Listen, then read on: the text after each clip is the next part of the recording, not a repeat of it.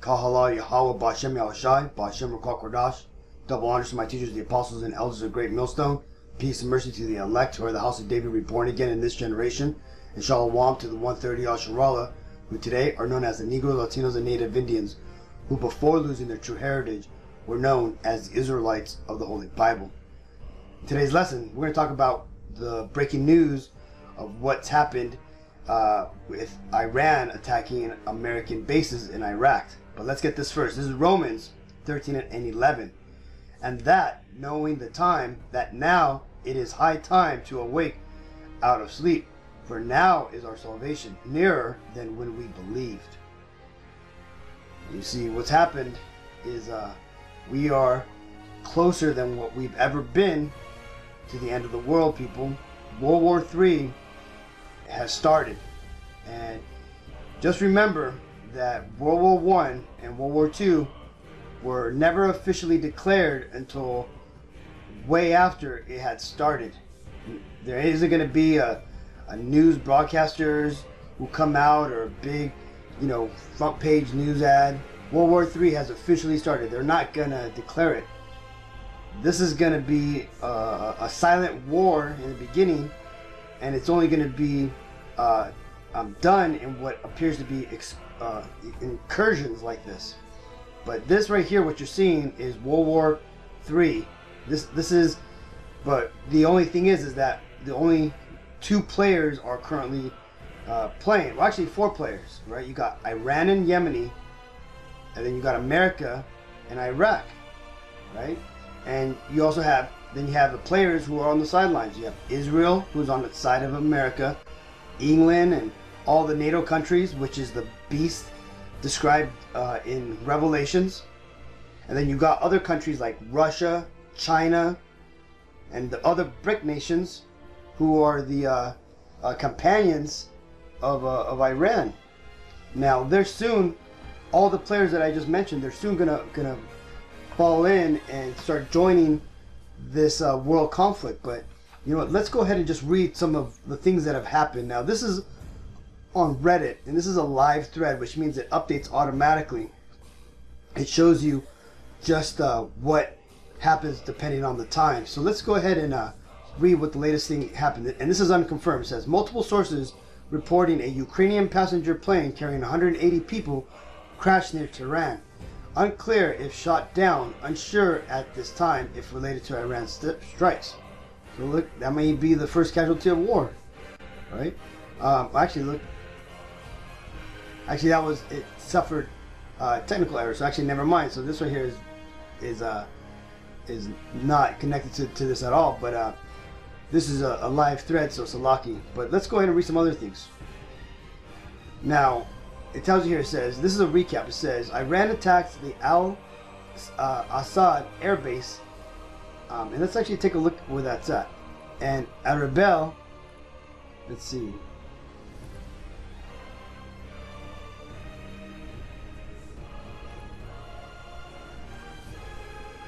So when you zoom out, it's by al-Baghdadi, and this right here is inside of Iraq. So you can see it was right in the main section of Iraq, and here goes Iran. So just to give you an idea, and over here is where Israel's at, people. So you can see, Israel, the so-called fake Jews, that they're actually keeping a close eye on this, just like pretty much everybody in the world is keeping an eye on this. But let's get back to this. It says, in retaliation for the U.S. drone strike that killed Iranian General Qasem Soleimani 5 days ago, right? Because they're now done with their mandatory mourning period. So now they're ready to fight, right? It says, there's no current report of U.S. casualties, but there are reports of Iraqi casualties. The bases targeted are jointly shared. President Trump has confirmed he will not make a statement tonight, but will be making one tomorrow morning. And the reason why they're doing that, man, is because they're actually, more than likely, you're going to see that they're going to declare war tomorrow, right? Like, they're going to actually come out and show some crazy stuff because of this. Let's watch this.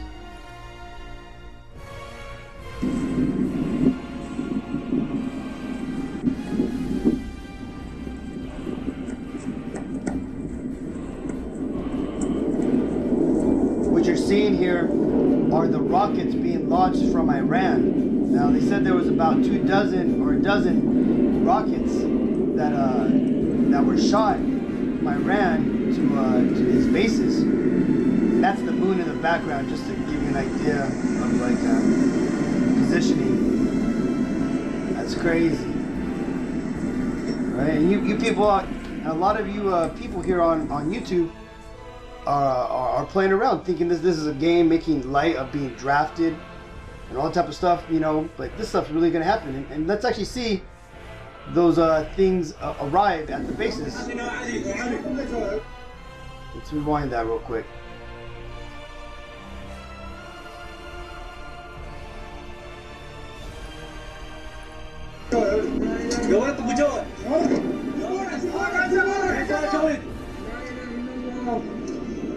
لا اله الا الله لا اله الا الله لا لا عاد يخر علينا دبي بالك على الامريكان على الامريكان ثاني ثاني على الامريكان دير بالك لا اله الا الله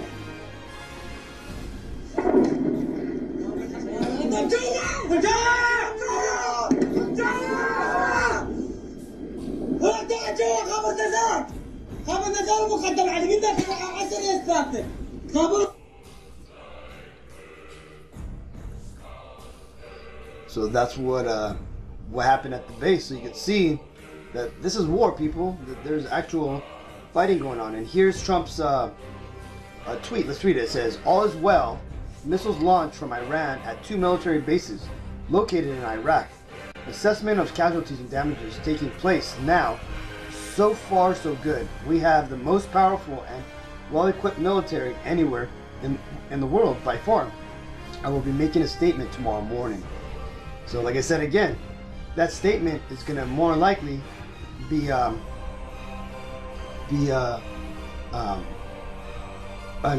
declaration of war, or that they're going to send even more troops over there, right?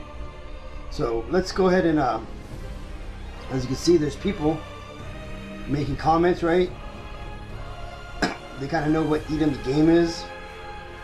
Look at this right here, man. The greatest threat to world peace. Let's see. This was a German survey who ranked world leaders. Now look what the Germans even think. The Germans even called Trump the greatest threat to world peace. So you see, and that right there fulfills that prophecy where it says that the man of perdition will be revealed at the end of time. And perdition means destruction, people. Now, I want to read this. This is 2nd Ezra 16:33. "The virgins shall mourn, having no bridegrooms. The women shall mourn, having no husbands. Their daughters shall mourn, having no helpers."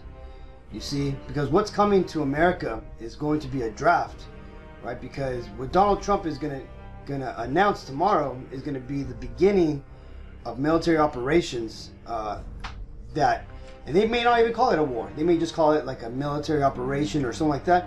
But you know, don't confuse it. This is gonna ultimately lead to that World War III, or Armageddon, as is what it's called in the Bible, and then that's gonna lead to a draft. So that way, you unbelievers and you 2/3 of Israelites and Negroes, Latinos, Native Indians who haven't hearkened on to this truth, you're gonna be going over there. Me myself, I have a brother and a sister who I'd warned to not get into the military, and lo and behold, war broke out just like I said it would, right? Because I said this because I knew that the Bible was true. But you know, they're gonna have to now live with their decisions, and they're gonna be heading over there pretty soon, and you know, and they're gonna become fertilizer just like the rest of those people out there, man. Unless they decide to not serve and go to that military prison like I told them they got to do. But let's read this. It says, now this is another thing too, just to show you that the U.S. isn't about making peace.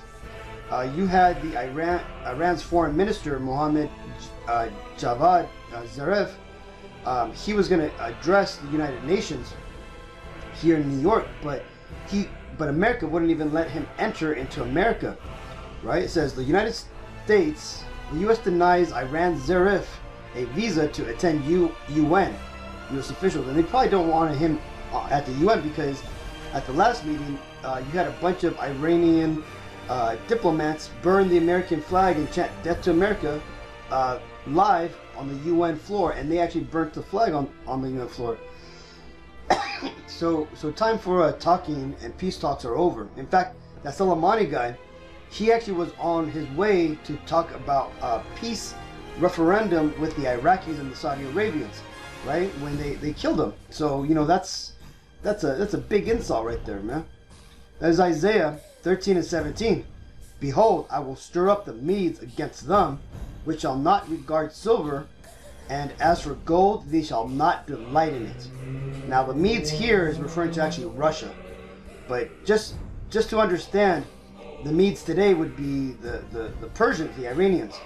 But because Persia and Russia are going to be on the same side, this eventually will rouse up Russia, and Russia's going to get involved in this fight, right? And all this stuff is going to play out. It tells you here, it says, their bows, which basically talks about their nuclear missiles, also shall dash the young men to pieces, and they shall have no pity on the fruit of the womb.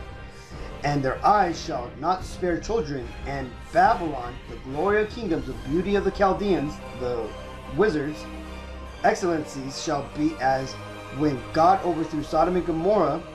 It shall never be inhabited, neither shall it be dwelt in from generation to generation.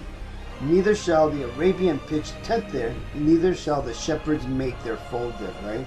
Because eventually this small incursion right now will lead to the destruction, the nuclear destruction, and the nuclear war of World War III that's going to break out, and that will eventually cause America to be destroyed. And why is that? It tells you this in Revelations, and I'm going to read the whole thing. This is Revelation 7 and 1. And after these things I saw 4 angels standing on the 4 corners of the earth, holding the 4 winds of the earth. Now those 4 winds are destruction.